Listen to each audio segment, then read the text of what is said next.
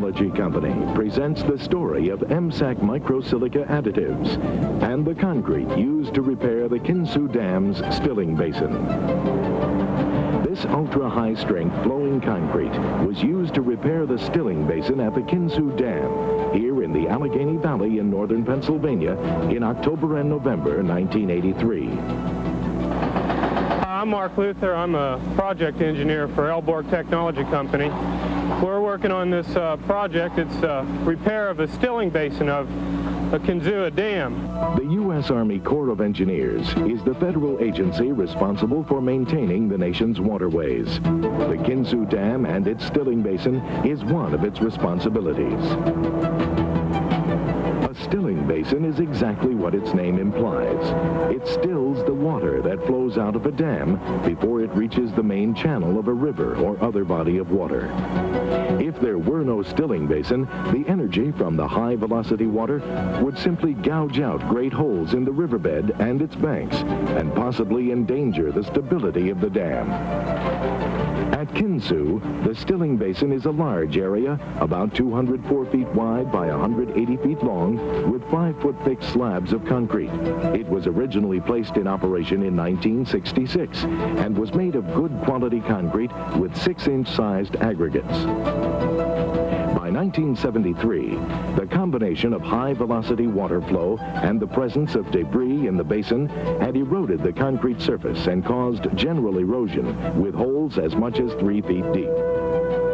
That same year, the U.S. Army Corps of Engineers let a contract to repair the entire slab with a 1-foot minimum overlay of low-slump steel fiber reinforced concrete, the very best concrete then known for this type of repair work. 9 years later, in 1982, underwater inspections by divers showed that in some places, the 1-foot overlay of steel fiber reinforced concrete had been worn away, and as much as 2 feet of the original slab was also gone. And then over here you see the worst damage. This is where the greatest force from the upper sluice gate number 2, occurs. This is where the water impacts and swirls around and the energy is killed. And as you can see, it's really done a number on the concrete here. Some of these holes are 2.5, 3 feet deep, if not more than that.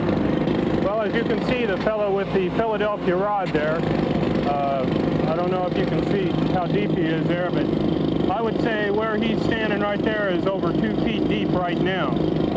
And what they're doing is taking elevations, using that rod and the level behind us here to determine where the level of this concrete is now so they can determine what they need to do. In order to more effectively repair the Kinzua Dam stilling basin, the Corps of Engineers initiated extensive abrasion-erosion testing at its Waterways Experiment Station in Vicksburg, Mississippi. It wanted to determine which materials are able to stand up to high-velocity water, often containing rocks and boulders from the riverbed. Lab tests of concrete produced with MSAC microsilica additives found it to have an abrasion-erosion resistance suited for the Kinzua repairs. Through the use of MSAC microsilica additives, it was possible to obtain a strength and denseness that made concrete far more resistant to abrasion than any concrete produced in the United States before. It has long been known that the strength of concrete will increase dramatically if we were able to fill its pores with a cementitious binder. Concrete with MSAC additives achieves its extreme resistance to abrasion through its ultra-high strength and virtual impermeability. With MSAC additive, it is possible to create these properties and still maintain a flowing and self-leveling concrete.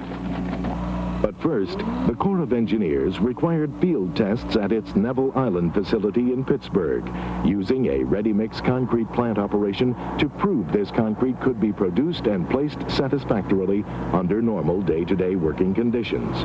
3 different concrete mixes with 3 different blends of MSAC additives were batched and shipped from a transit mix plant in the Pittsburgh area. The concrete was rapidly placed and finished. Slumps were as high as 10 inches, giving a flowing consistency for easy handling and placement. Membrane curing compound was applied immediately after the final finishing operation.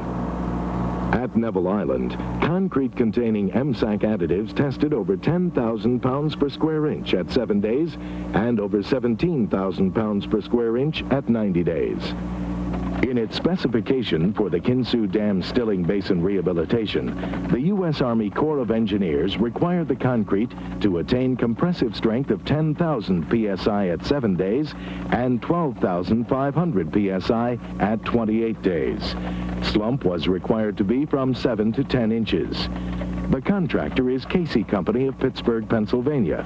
The concrete was produced by Harmon Brothers Ready Mix Concrete Company in Warren, Pennsylvania.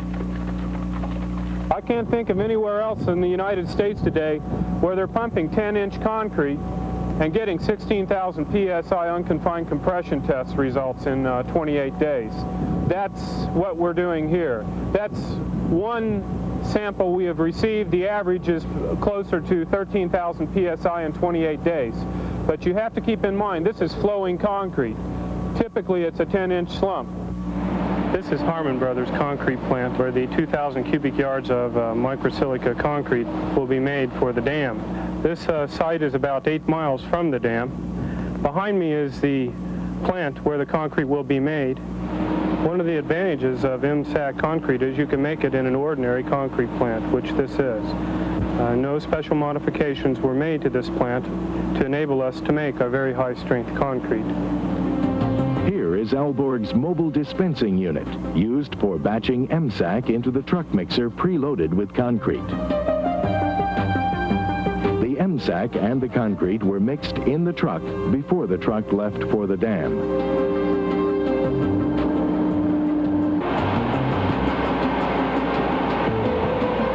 The concrete will discharge into the remix hopper of the concrete pumping machine.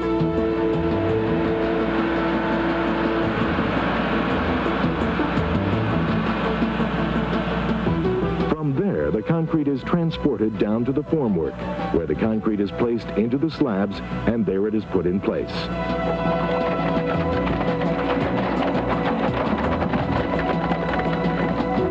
This is just one way to transport concrete.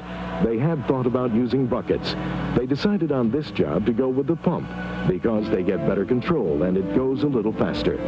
Our particular concrete seems to pump very well. Where the remix hopper is, samples are taken from the concrete, and these samples are tested to make sure the concrete has the proper consistency.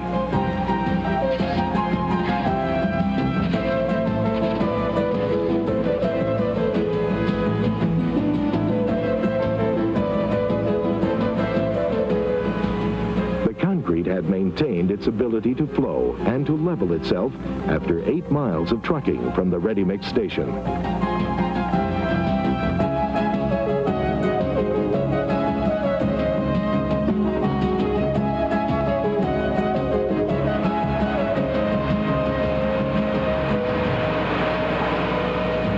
Curing compound is put on to seal the water into the concrete so we get efficient hydration. After the concrete has been put in place, the basin will again be filled with water, and we expect our materials to last twice as long as anything that has been used so far. Aalborg Technology Company brings the U.S.-produced MSAC microsilica additives to the concrete and construction industries. Aalborg Technology Company is able to offer a combination of technical know-how and extensive practical experience with its MSAC additives. New and improved applications are being developed. The applications of MSAC are backed by this technology.